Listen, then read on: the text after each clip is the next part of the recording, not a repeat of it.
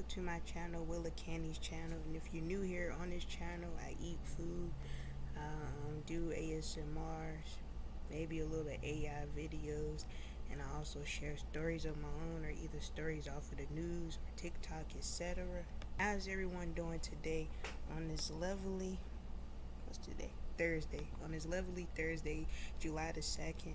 Hope everybody is doing great, loving one another, treating everyone with respect, and driving safely and everything. And on this day, of course, but I'm doing it in the inside because the mosquitoes is bad. I'm reading my Bible.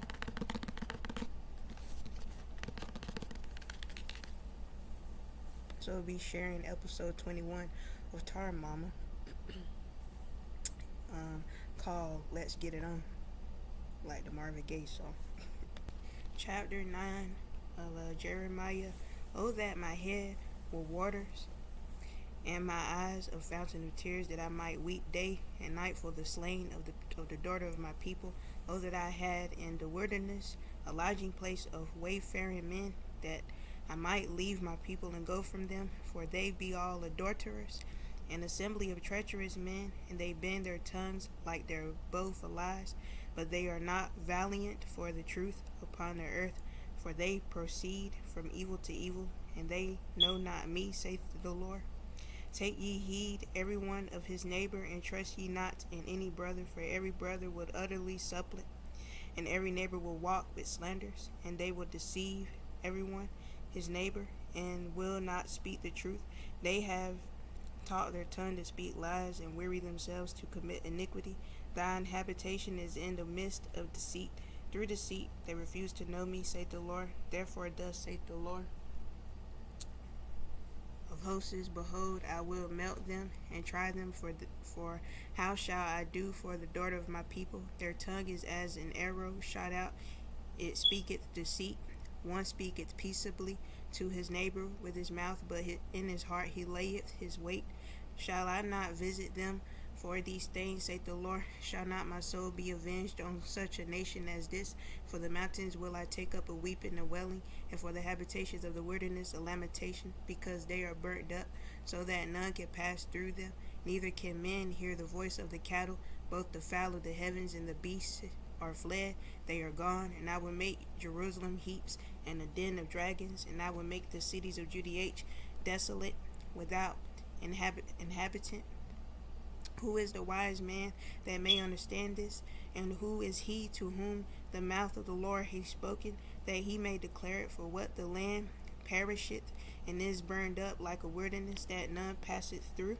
And the Lord saith, because they have forsaken my law which I set before them, and have not obeyed my voice, neither walked therein, but have walked it after the imagination of their own heart, and after Balaam, which their fathers taught them.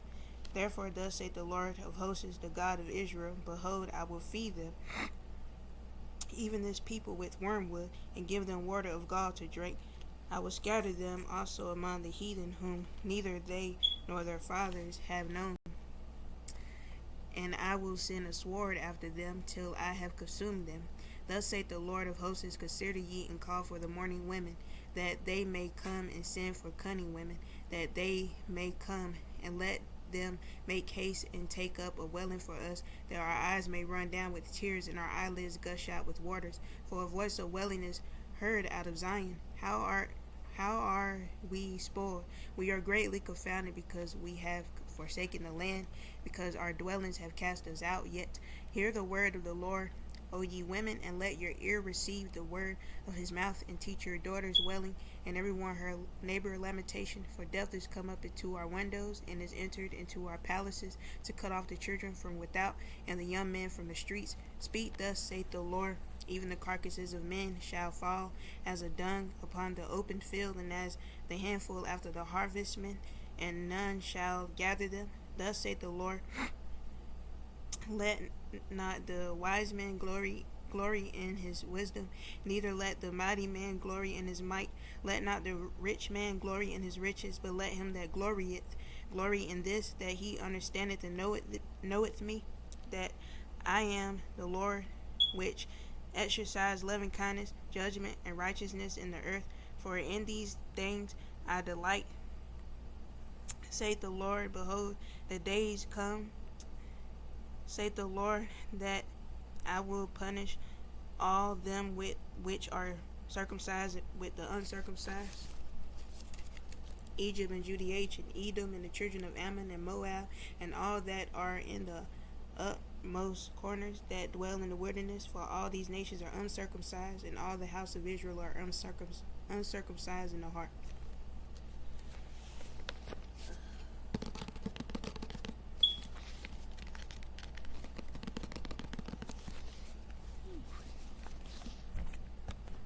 And on this episode 21 of Tar Mama, let's get it on. The reason why I call this that because on this day it is Alexis and Shelvanya's anniversary day. You know, like the exact date of, like, I guess when they first met. Like, they've been together for some years now, and they're still young. They're in their 20s, but they've been together since they was teenagers. And you know, they're just having a little celebration, you know, to themselves, you know, husband and wife.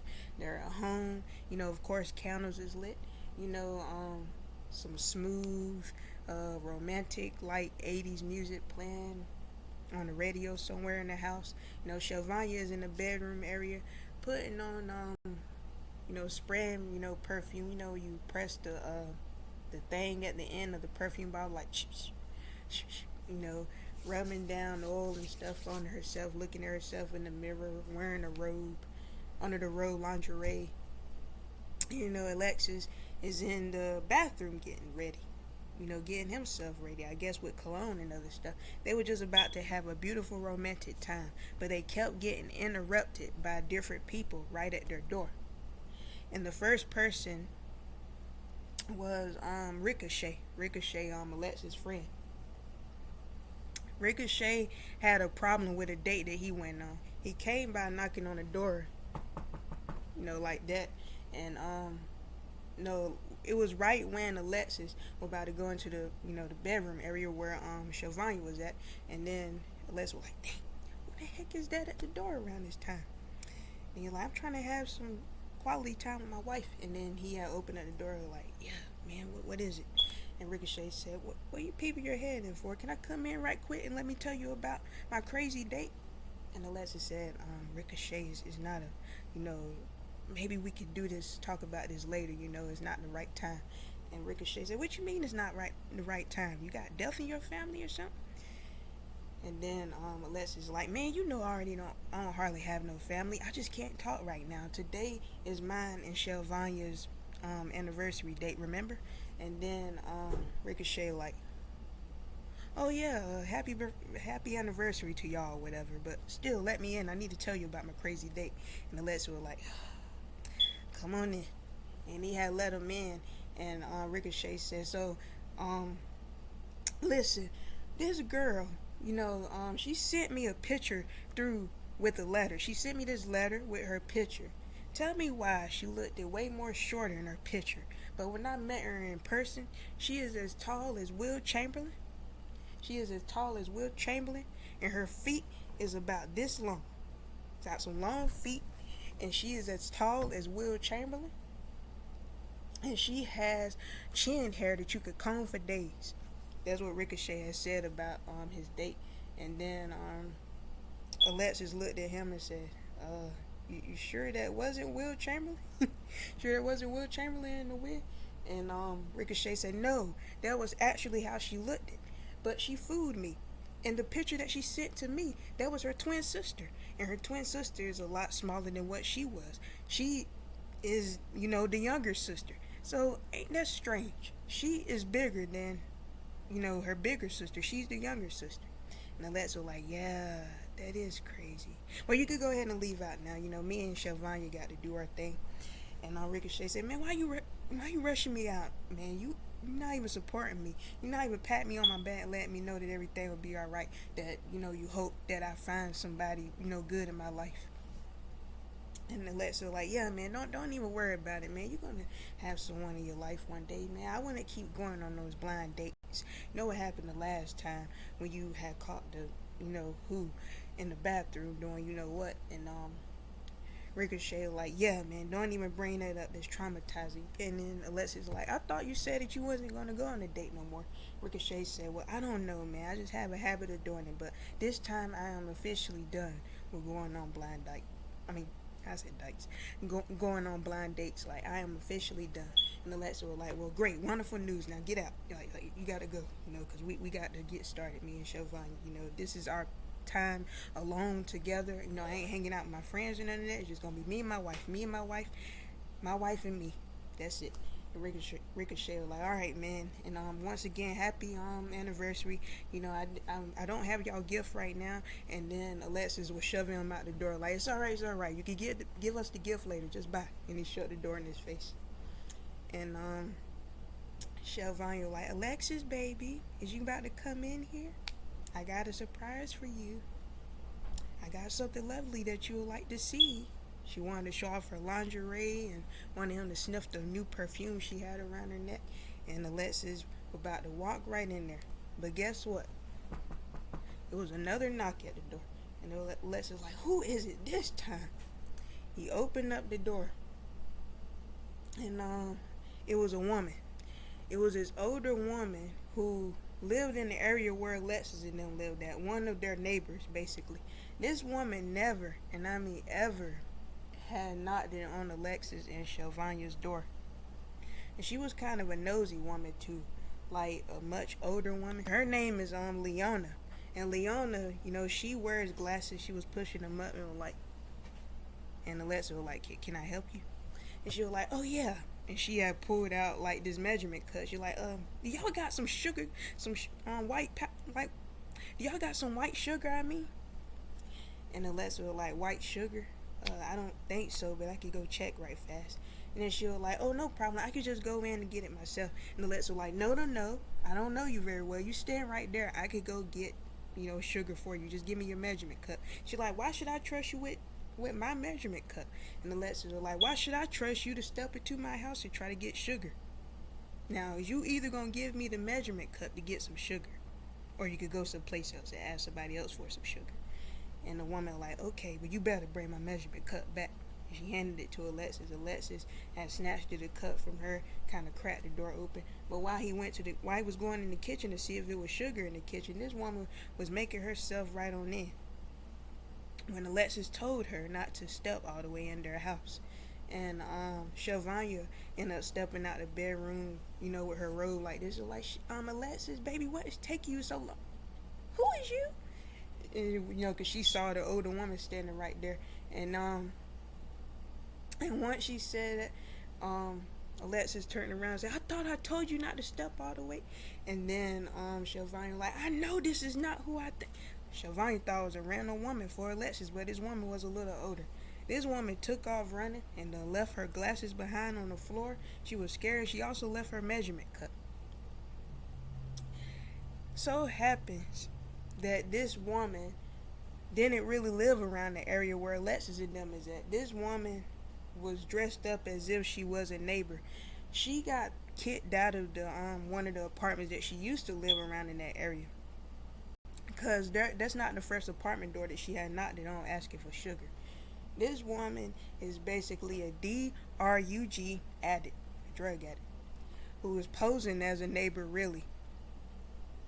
Because Fat Cat knows this woman. The same woman went by his house before asking for sugar and stuff like that. And he ended up going in this refrigerator and seeing some of his food missing, and also seeing some of his stuff, in the back part of his house missing. So this woman is a thief and everything. She just took off running because she was seeing Chauvin, and she knew that Chauvin meant the business when she seen those long nails wagging at her. Like, what is you doing in our house? And she left her measurement cup behind her. Alexis was like, I don't know who the heck that daggone woman is, but her freaking measurement cup. He tossed it out the door and slammed the door closed. And then she was like, Alexis, I have a surprise for you. She opened up her robe and showed her lingerie. And Alexis was like, oh, thank you, Lord. And she was like, come here, big boy. And, she wanted him to follow her in the room. And right when the two of them were about to go in the room, an inch away, there was another knock at the door. You never know who this person is or who they are or whatever. He ended up knocking on the door. It was Jehovah's Witness. And as soon as Shelvania had seen him, like, me, my mama, none of my folks in my family, we don't mess with no Jehovah's Witness. And the Lexes were like, I don't care if y'all got pamphlets or nothing. We ain't taking it. We ain't buying it. Goodbye. And the Jehovah like, wait. They got the door slammed right in their face. So those are the last people that was, right at the door at Alexis and them, apartment. So Alexis locked the door. Like, I ain't opening up the door for nobody else. I don't care who knocks. And he said, if it ain't Jesus, what Shelvania said, that's right. If it ain't Jesus, we ain't opening up the door. You only opening up the door if it's Jesus Christ. Because Shelvania was a Christian. And her and Alexis went to the back, and they both had talked it. It was just a very romantic time for the two of them. Candles was lit and everything. They talked about the first day when they met, and Shelvania like, you know what? I feel like the luckiest woman ever. And Alexis was holding on to her like, the luckiest woman. I feel like I'm the luckiest man ever. And once they both said that, they just had a beautiful romantic time. That's all I can say. And that's basically the end of this episode called Let's Get It On. And I will also be sharing extra stuff. I'll be telling about an episode of a show from, I know some of y'all or a lot of y'all have seen the Wayne Bros, Shawn Wayans, Marlon Wayans. It's a show back in the 90s. And I'm going to talk about one of the episodes called High Life, I think. On this episode, Marlon is a star. He ain't a big star like Leonardo DiCaprio or anything like that. But on this show, he played in the show, this fictional show called Everybody Loves Everybody. It sounds like they mocking that show called Everybody Loves Raymond or whatever, or mocking the show Friends. It's just like a fictional show that's based off of them real shows like that. But he plays on a show called Everybody Loves Everybody, and he's basically known as a character named Lucius. That's his character name. And his character is very stereotypical. Like, he'll say some, what's it called? Not really stereotypical, but more like a really cringy character. He'll like, what it is? My name is Lucius. His Marlon Wayans, is funny anyway, but his character Lucius was real crazy. But the High Life episode, that was like at this event. Him and Sean was at this event where everybody who played on certain movies and shows is like getting autographs and stuff like that. And there's big time stars there, like Tyra Banks and all them folks like that. And Marlon's favorite actor was there too. His name was Rico something, but I'm gonna just call him Rico. It was this guy wearing shades, Latino guy named Rico, and this was Marlon's favorite actor. Like, he loved it. Rico playing in movies called Getting Stoned. I guess it's about smoking marijuana or whatever. But that was his favorite actor. Like, oh my God, my favorite actor over there, Rico. And Sean said, well, go ask him for his autograph. Why you acting like a crazy fan? And because Sean was asking Marlon for his autograph, even though they are brothers. He was like, let me get your autograph, Mr. Williams. And Marlon like, hey man, that's nice. But as soon as Sean seen somebody else that I guess was his favorite celebrity, he left his brother behind, made his brother fail, and took the pen out of his brother's hand that he was supposed to be signing the autograph with.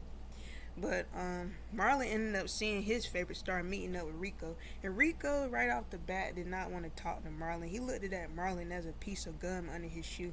He was like, it's always good talking to a nobody. He said something like that, basically saying like, I got way too much stuff on my hands to be chit-chatting with somebody like you who is very beneath me. That's basically what he has said, but I put it up in my own words. That's until one of his friends were like, you don't know who that is? That's the guy from the show called Everybody Loves Everybody. And Ron like, yeah, man, my name is Lucius. Hook a brother up. Like a very cringy character. And Rico was like, hey, man, I like that show. he ended up getting cool with Marlon. He was like, you know what, you want to go to the bathroom with us? You know, smoke. You know, he was asking Marlon did he want to go to the bathroom with them and smoke some, you know what? And you know, at first he said, "Do you want to go to the bathroom?" And Marlon thought we were talking about something else. Like, whoa, whoa, whoa, I don't like you that much. And he was like, I'm talking about like smoke, you know. But if you don't do that, then you're lost. That's what the guy said. Rico with the other guys, and he walked it. They were going heading into the bathroom slowly, but they was waiting to see if Marlon was coming with him. And Marlon looked it back to see if Sean was watching. Like, oh yeah, y'all, of course I'm down. And then he looked it back and went into the bathroom where these guys was, which was his big mistake. Reason why I say big mistake is because this Rico guy was a bad influence to him. This Rico guy the whole time was having trouble getting parts into movies because he just had an addiction with the M word, you know, weed, marijuana, the ganja, you know, all that stuff like that. Viewer's discretion is advised. He was smoking pot. That's all I can say. All the time, and it negatively affected his career, you know, with acting the whole time. Marlon think that this guy is just getting paid a whole lot of money and getting movie roles just like that. He's having trouble getting movie roles because he started, you know, puffing way back then, and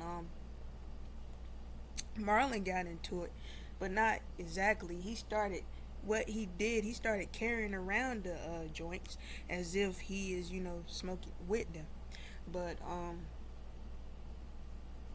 you know, Sean was checking him for it when he had came at home, and Sean was like, Sean had end up talking to, like, I guess this big director or movie producer or something. I forgot the man's name. He talked to him and told him about his brother, Marlon, and they're like, yeah, I know that guy. He plays off of that show, and Sean like, yeah, well, my brother is terrific. I think he'll do great with his movie role that you know is offering. It's supposed to be a movie role with this guy, you know. I think the guy's name, the character's name was Darius, and he ended up like lost like his brother in a drive-by shooting, and he wanted Marlon to play that character in this like up and coming movie that we're working on. The movie producer, and and Sean was like, "Oh yeah, my brother Marlon is gonna do great. You know, I'm gonna tell him about it." And when he told Marlon, Marlon was happy. Marlon arrived home. He been hanging out with Rico and them, and Sean was like, "Well, hope you ain't having too much fun with your friend, because I end up making sure that you get a part in the movie with the producer, with the movie producer or movie director. I think it's director, movie director with the movie so and so."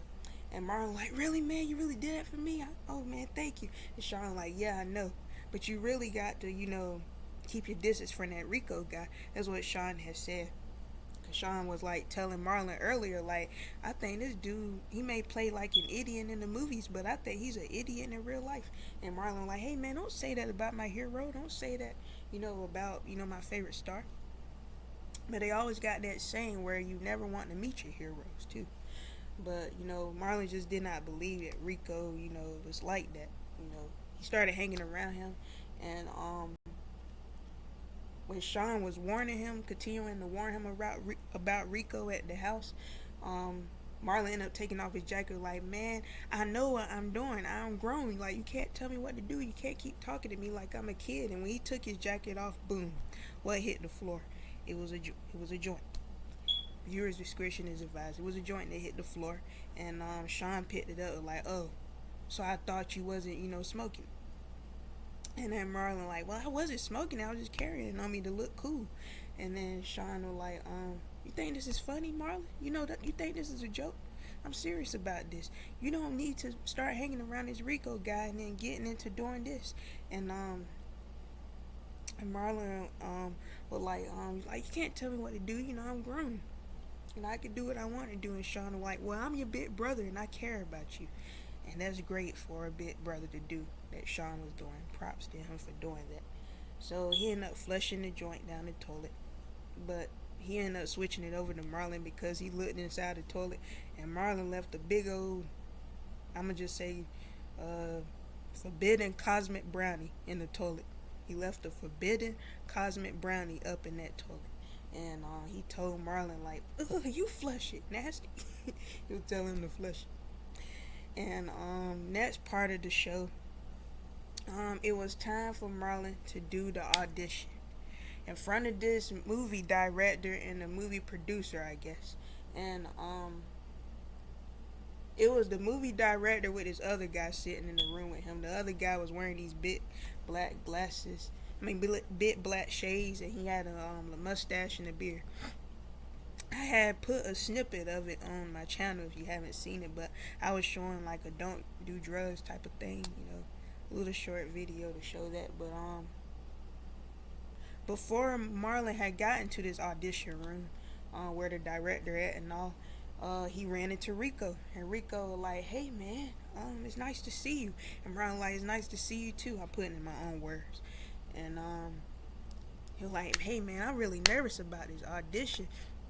And Rico said, "Oh yeah, that audition that you about to do, man, I turned that down." And really, he probably couldn't get the part. But like, "Hey man, I turned that down. I didn't want to play that part anyway in that movie." And Marlon like, "Yeah man, I'm nervous. I'm happy, but I'm also nervous at the same time. I don't know what could calm my nerves down." That's what he was telling Rico. And Rico was like, "Well, I know what could calm your nerves down. Here, take this." He had a joint inside his pocket. Viewer's discretion is advised. He had a joint inside his pocket, and he handed it to Marlon. And Marlon like, "What you want me to do with it?" And he said, "You smoke that. When you smoke that, I'm gonna put it in my own words. It'll make you feel good. You won't be nervous. I'm gonna just let you know that." He was telling Marlon that, and Marlon was like, okay." And Marlon took it, and I guess he went somewhere and smoked it before doing the audition, which he shouldn't have. And when he walked in there, Marlon was high as a kite. He walked it up in there, hitting on the door like, really high, already sweating and stuff. And then the man didn't know at first. He was like, "Hey, come on in. It's good to see you. Came at the perfect time." And Marlon had to act out, as the character. I guess his name was Darius. The character named Darius, and he had to act out like he see his brother laying out after getting hit by bullets from a drive-by. And then he'll like, "All right, action." And then Marlon didn't know the parts, didn't know how to read the parts, because he was so high out of his mind. And he was like, what am I supposed to say? And the man said, "Shot, bang, bang." The man had to say shot, bang, bang, as, pew, pew, gunshot, to get Marlon to get into the scene. But Marlon was so out of it that he just did not, he kept forgetting what was on the script and everything. See, if he didn't mess with that stuff, he would have knew right off the bat, like, what was on the script.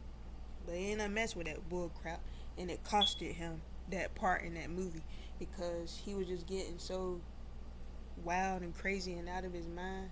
He was on top of the table like, "Everybody go surfing, dude. Ah, yeah." Like, he was just acting crazy.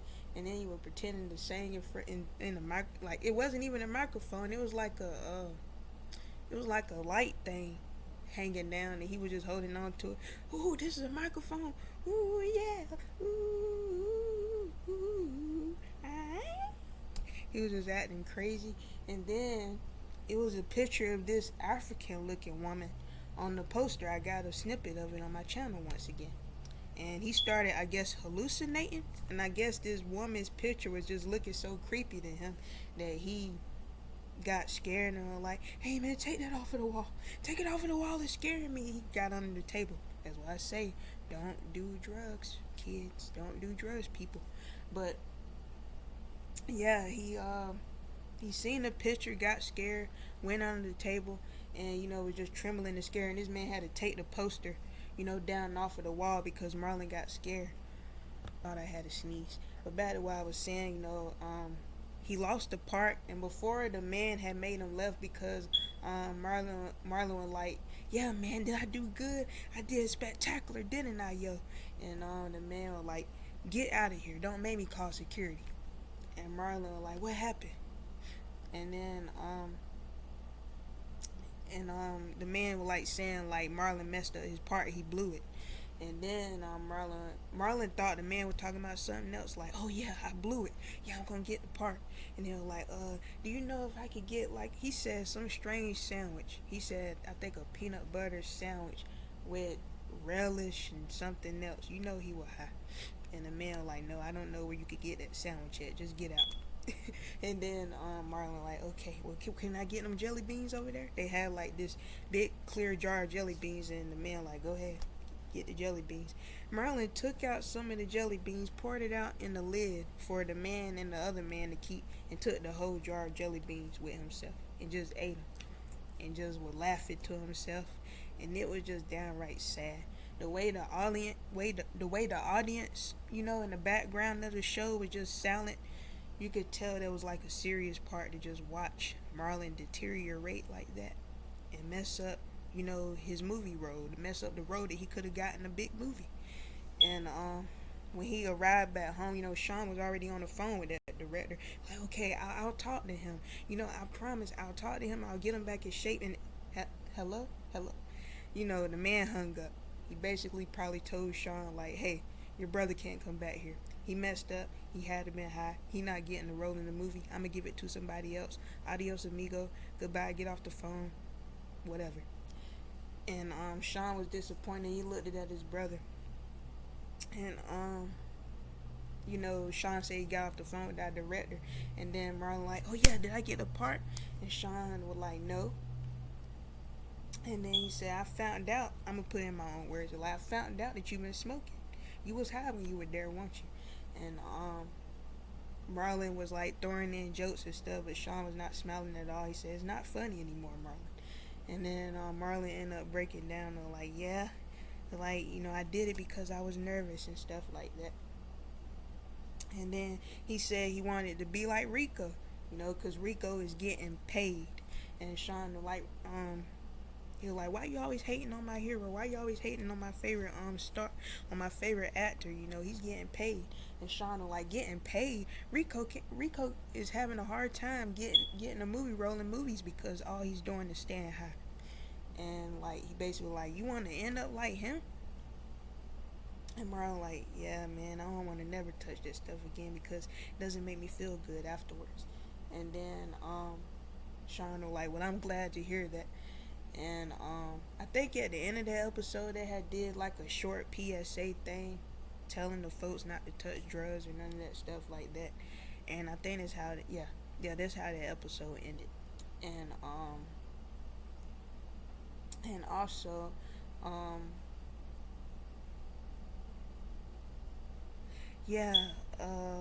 how is everyone doing?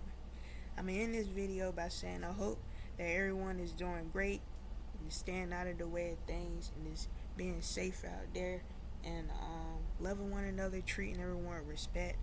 Thank you for coming by my channel. Thank you for the support.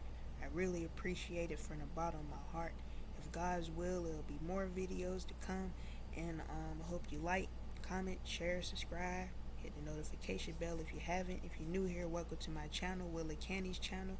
Once again, on this channel, I just, I read my Bible. I share stories of my own. I'll tell about stuff like what I told you a while ago. And I also do little ASMR, maybe AI videos or whatever. But just thank you so much for dropping by. And I hope you all have a great day. Goodbye, virtual hugs. Much love to you. Bye-bye.